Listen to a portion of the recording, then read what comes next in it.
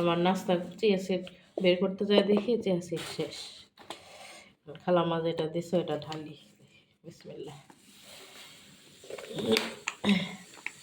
আগেও খেয়াল করি নাই, ফল হয়েছে ছিল, নাহলে আজকে অন্য কিছু খাইতে হইতো আমার।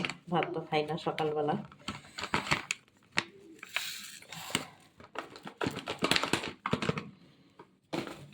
দেখি সরো, এখানে আমার নাস্তা আজকে চিয়া সিড নিছি, আর হচ্ছে আজকে ভাবলাম যে টক দই দিয়ে খাই একটু। ঠান্ডা একদম, হাতে দিতে দিতে অবস্থা খারাপ।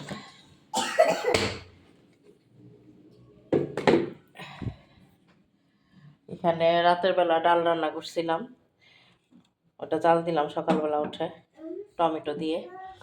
ভাত রান্না করে রাখছি, অফিসে খাবার দিয়ে দিলাম। আর আজকে এত ঠান্ডা কুয়াশা, আমার সাহস হয় নাই মেয়েকে নিয়ে স্কুলে যাওয়ার বাইরের অবস্থা দেখে। সেই জন্য আজকে একটু সময় পাইছি এখানে চা আমার।